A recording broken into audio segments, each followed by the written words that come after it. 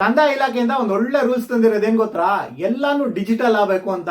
Land ಆಗ್ಲಿ, site ಆಗ್ಲಿ, apartment ಆಗ್ಲಿ, ಸರ್ಕಾರದಿಂದ ಇನಾ ಮೂಲಕ ಕೊಡುವ ಜಮೀನಾಗ್ಲಿ ಅಥವಾ ಸೈಟ್ಗಳಾಗ್ಲಿ ಅಥವಾ ಫ್ಲಾಟ್ಗಳಾಗ್ಲಿ ಎಲ್ಲಾನು ಡಿಜಿಟಲ್ ಆಗಬೇಕು ಅಂತ.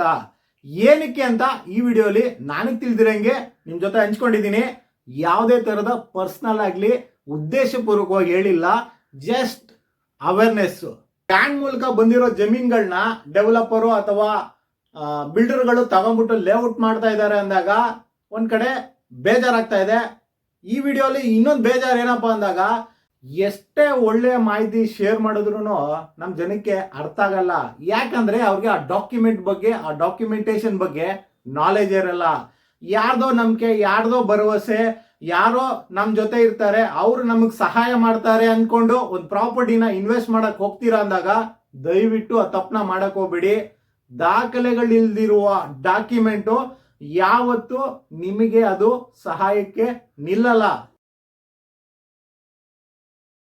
ಪ್ರಾಪರ್ಟಿಗಳಲ್ಲಿ ಅವೇರ್ನೆಸ್, ಡಾಕ್ಯುಮೆಂಟ್ಗಳಲ್ಲಿ ನಿಮಗೆ ನಾಲೆಜ್ ಬರಬೇಕು. ಅದಷ್ಟೇ ಅಲ್ಲ, ಒಂದು ಪ್ರಾಪರ್ಟಿ ಮೇಲೆ ನೀವು ಇನ್ವೆಸ್ಟ್ ಮಾಡ್ತಾ ಇದ್ದೀರಿ ಅಂದಾಗ ಅದು ನಿಮಗೆ ಬೆನಿಫಿಟ್ ಆಗಬೇಕು ಅಂದಾಗ ಎಸ್ಪೆಷಲಿ ನೀವು ನೋಡ್ಬೇಕಾಗಿರೋದು, ನೀವು ತಿಳ್ಕೊಬೇಕಾಗಿರೋದು ಯಾವ್ದಪ್ಪ ಅಂದಾಗ ಡಾಕ್ಯುಮೆಂಟೇಶನು ಹಾಗೂ ಪ್ರೀವಿಯಸ್ ಡಾಕ್ಯುಮೆಂಟ್ ರೆಕಾರ್ಡ್ಗಳು. ಇದು ಕರೆಕ್ಟಾಗಿ ನಿಮಗೆ ಕಲೆಕ್ಟ್ ಮಾಡ್ಕೊಳಕ್ಕಾಗಿಲ್ಲ ಅಂದಾಗ ನೀವು ಇನ್ವೆಸ್ಟ್ ಮಾಡಿರೋ ಪ್ರಾಪರ್ಟಿ ವೇಸ್ಟು ನನ್ನ ಪ್ರಕಾರ. ನಮಸ್ಕಾರ ಎಲ್ಲರಿಗೂ, ನನ್ನ ಮತ್ತೊಂದು ವಿಡಿಯೋಗೆ ಸ್ವಾಗತ. ಹಲವಾರು ದಿನಗಳಿಂದ ನನಗೆ ಗೊತ್ತಿರುವ ಪ್ರಾಪರ್ಟಿಗಳ ಡಾಕ್ಯುಮೆಂಟ್ ನಾಲೆಜ್ಗಳನ್ನ ನಿಮಗೆ ಒಂದೊಂದಾಗಿ ವಿಡಿಯೋಗಳ ಮೂಲಕ ಹಂಚ್ಕೊತಾ ಇದ್ದೀನಿ. ನಿಮಗೂ ಅವೇರ್ನೆಸ್ ಬರ್ತಾ ಇದೆ ಅಂತಾನೆ ಈ ರೀತಿಯ ಮಾಹಿತಿಗಳನ್ನ ನಿಮ್ ಜೊತೆ ಶೇರ್ ಮಾಡ್ಕೊತಾ ಇರೋದು.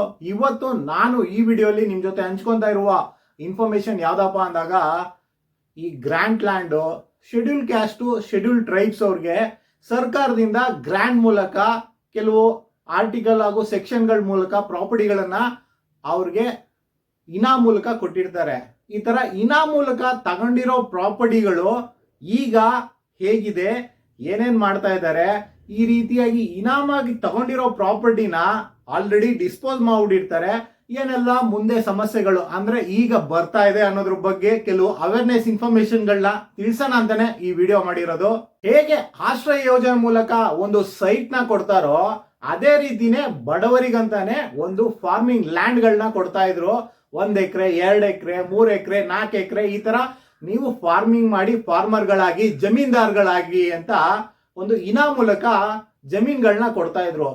ಹೇಗೆ ಆಶ್ರಯ ಯೋಜನೆ ಮೂಲಕ ಒಂದು ಸೈಟ್ ನ ಗೌರ್ಮೆಂಟ್ ಅಲಾಟ್ ಮಾಡಿ ಕೊಡ್ತಾರೋ 15 ವರ್ಷಗಳ ಷರತ್ತನ್ನ ಕೊಟ್ಟಿರ್ತಾರೆ. ಈ 15 ವರ್ಷಗಳ ಆದ್ಮೇಲೆ ಏನಪ್ಪಾ ಅಂದಾಗ, ನಿಮ್ಮ ವಲಯದ ಪಂಚಾಯಿತಿ ಅಥವಾ BBMP ಅಥವಾ ಪುರಸಭೆ, ನಗರಸಭೆ ಲಿಮಿಟ್ಗಳಲ್ಲಿ ಇತ್ತು ಅಂದಾಗ ಅವರಿಗೆ ನಿಮ್ಗೆ ಕೊಟ್ಟಿರ್ತಾರಲ್ಲ ಆಶ್ರಯ ಯೋಜನೆಯ ಒರಿಜಿನಲ್ ಡಾಕ್ಯುಮೆಂಟ್ ನ, ಅದು ಅನ್ರಿಜಿಸ್ಟರ್ಡ್ ಆಗಿರುತ್ತೆ.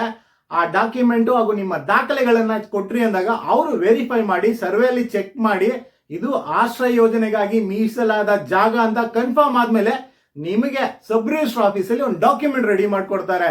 ಒಂದು ಸೈಟ್ಗೆನೆ ಈ ಪ್ರೊಸೀಜರ್ ಇದೆ ಅಂದಾಗ, ಇದೇ ರೀತಿನೇ ನಿಮ್ಗೆ ಕೃಷಿ ಮಾಡಕ್ಕಂತ ಒಂದು ಜಮೀನ್ ಕೊಟ್ಟಿರ್ತಾರೆ.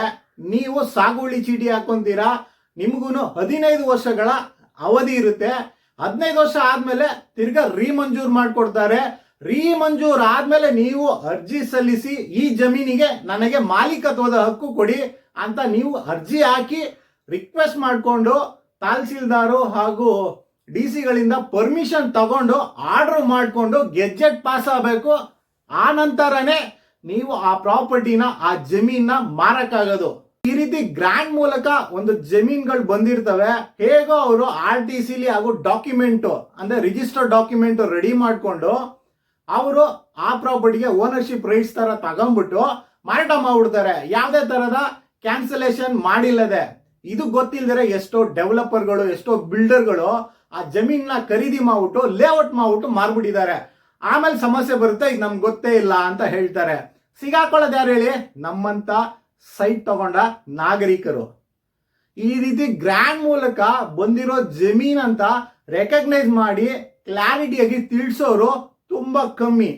ಈ ರೀತಿಯಾದ ಗ್ರ್ಯಾಂಡ್ ಮೂಲಕ ಬಂದಿರೋ ಜಮೀನ್ಗಳನ್ನ ಡೆವಲಪರು ಅಥವಾ ಬಿಲ್ಡರ್ಗಳು ತಗೊಂಡ್ಬಿಟ್ಟು ಲೇಔಟ್ ಮಾಡ್ತಾ ಇದ್ದಾರೆ ಅಂದಾಗ ಒಂದ್ ಕಡೆ ಬೇಜಾರಾಗ್ತಾ ಇದೆ. ಈ ವಿಡಿಯೋಲಿ ಇನ್ನೊಂದು ಬೇಜಾರು ಏನಪ್ಪಾ ಅಂದಾಗ BDAನು ಇದೇ ತರ ತಪ್ಪು ಮಾಡಕ್ಕೆ ಶುರು ಮಾಡಿದೆ.